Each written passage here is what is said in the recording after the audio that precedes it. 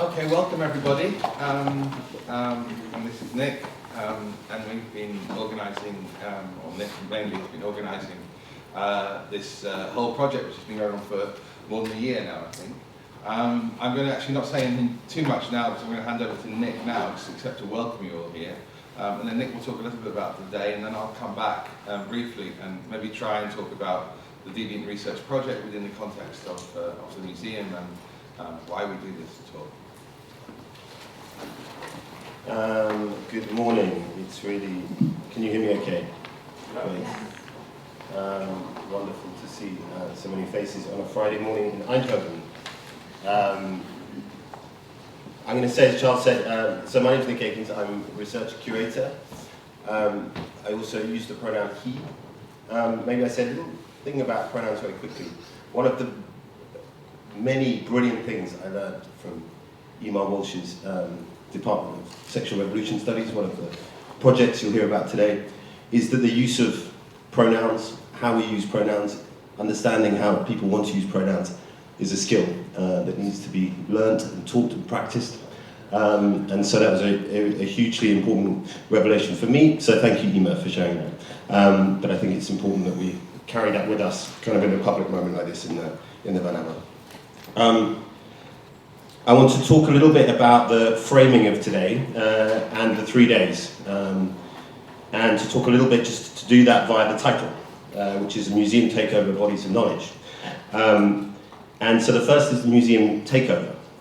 And so the idea with these 3 days was really to think about how we could disrupt, complicate, confuse some of the programming that happens in this building. This building, these two buildings, large buildings that you see over there, that are very much set up to display these very thought through, very resolved, very considered presentations of work, of ideas.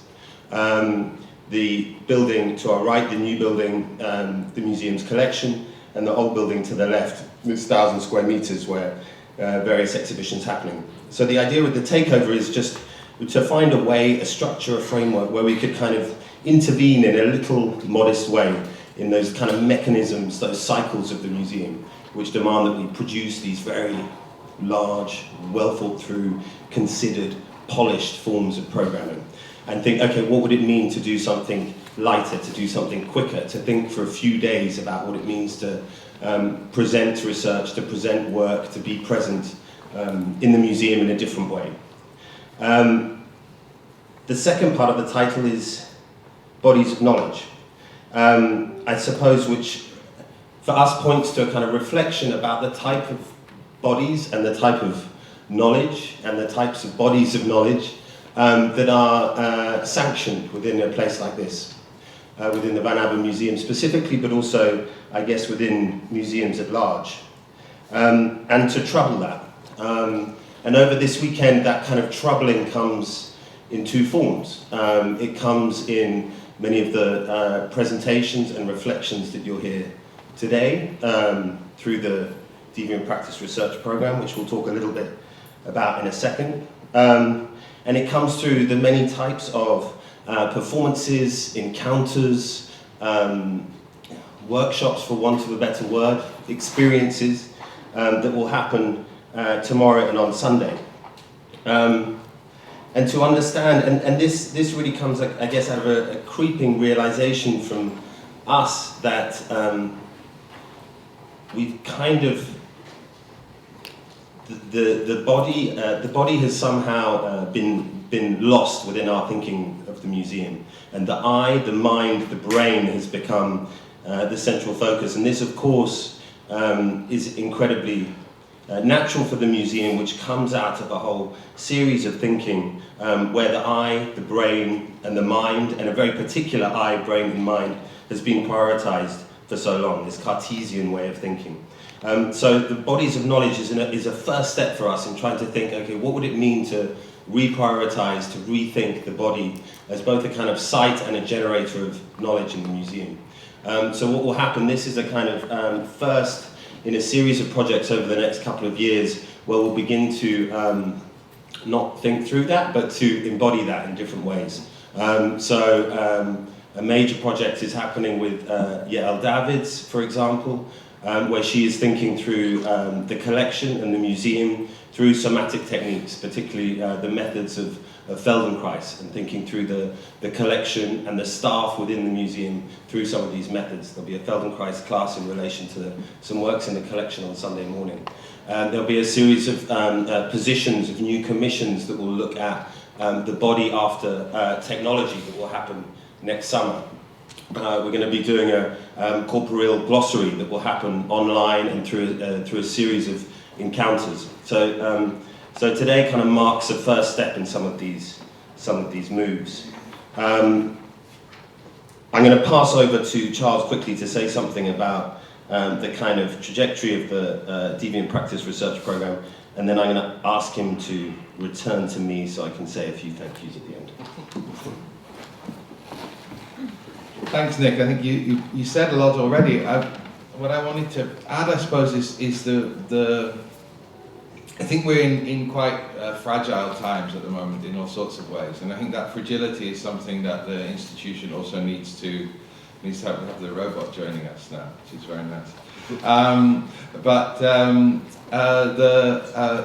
The context of deviant research really arose through a recognition, which is, I think, quite hard in white male bodies, that we don't know very much. That our blind spots are far greater than the things that we within this body, within inhabiting this history, can see. And that might be a banal context, but there's 500 years of history which tell us that there are no blind spots. And so it's 500 years of history in a sense which you're struggling against.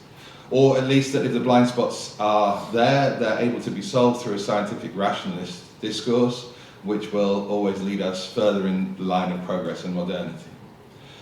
And so that line, that teleology which we've learned from modernity, is something that is clearly breaking, fracturing, just destroying, leading to our extinction as not only a human race, but as life on Earth, at least as we know it. Some life will survive. And in that context, then, not knowing seems to be one of the only solutions, one of the only ways that you can respond to it. What in Documenta last year was called unlearning as well. And I think that deviant research is here for us to unlearn as much as it is to learn, to acknowledge that we don't know what we don't know. And that in that context, we've invited people and found the resources to invite people to come here and to help us in that process. And I think that what you'll hear today, and hopefully in Saturday and Sunday, is that process unfolding. This is the second round of deviant research, and we intend to do another course of deviant research in 2020. It will start. We'll be advertising at the end of this year, so tell people about that as well, or apply again, indeed. So this process of unlearning, of not knowing, is a continuous process. And I think it's related to the fragility of the moment in which we stand, and particularly within this kind of geography, which is not used to feeling the kind of tensions that I think are apparent now. So, in our small way, in our sort of provincial home here in Eindhoven, we try to respond to that through acknowledging the value that these discussions hold. At the same time, I would say that we are a museum institution, and as Nick says, we organise these very, sometimes somber perhaps, but quite large-scale events. And so also the deviant research is inevitably, and it's healthy if it produces a kind of friction with the institution. The institution cannot incorporate or encompass everything that we're unlearning. That in a sense it would be, we would be foolish to imagine that we can respond in every case, because this institution is not necessarily appropriate to respond in every case. So the point is to create the tensions and create the difficulties, and to work through those difficulties without necessarily resolving them, without necessarily coming up with another solution, but actually to live with the tension. And that's something that I think has been very helpful and useful in the whole deviant research practice, and I hope it will continue to be. And indeed, I think from the last deviant research and from the experience of this one, we have been able to develop other programs, other activities which we simply wouldn't have been doing so otherwise, such as the Constituent Museum, such as the various projects that are going on in the Vet Salon, in the Parliament downstairs. If you look at this institution, you'll see that the spaces are already changing, and they're changing as a result of the questions that deviant research has raised. So I want to thank you all the researchers who are here particularly, for their input, and also for everybody who came today. And I hope that we'll have a stimulating day, and that we as a museum will continue to unlearn what it is to be that institution. Thank you very much. Just some quick thank yous. I mean, as Charles was pointing to, the notion of the research program means that it kind of sits in between things. That it asks people who are normally geared towards delivering a certain thing on a specific date within a specific budget to think differently about the way they work. And those projects which don't have these clearly defined endpoints or these very clearly defined goals are the easiest ones to not pick up.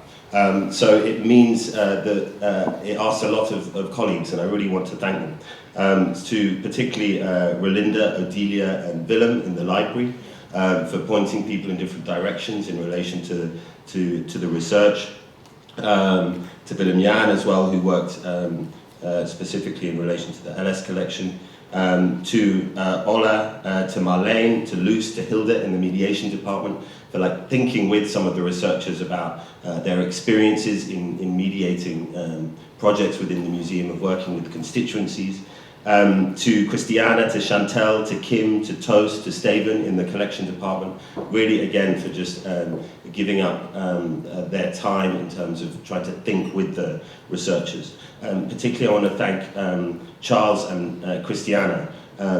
Deviance actually, to allow deviant practice research to happen, it means that money needs to deviate from one place, in this case the collection budget, into the research program. So that's money that would normally be spent on acquiring, conserving objects, that's put into the production of knowledge, the production of relationships and experiences. And that, in a way, you're talking about the structures in the museum, that's the kind of deviation that needs to happen. So thank you to Charles and Christiana for making that happen.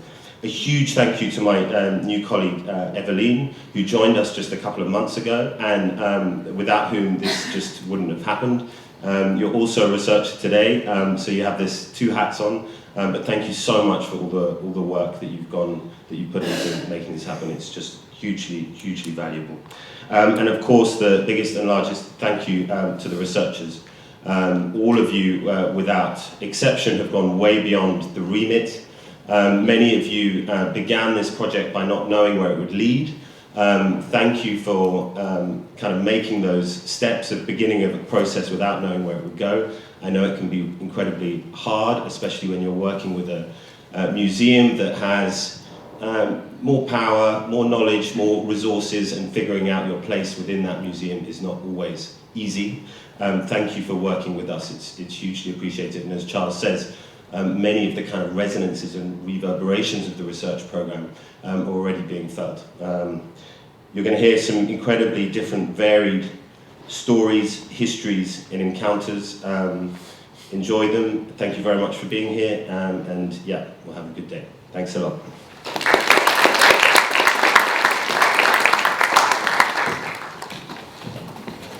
I missed a really important part. The structure of the day. We have 3 sessions, which each have 3 papers. The first is institutional research. It's moderated by Christiana Bandes, curator and head of the collection. The second is called Constituencies, which I will moderate. And the third is the Vanabbe collection in Eindhoven, which is moderated by Steven Tentai, my colleague. There will be lunch at 10 to 1, very precise. And at the end of the day, there'll be discussion for an hour, where I hope we can kind of reflect on some of the projects, but also some of the processes. And there will be drinks, and there will be the exhibitions in the old building, 4 galleries of the old building and the library, and also the balcony in the new building, where you can see some of the exhibitions. So I will keep quiet now. Thank you.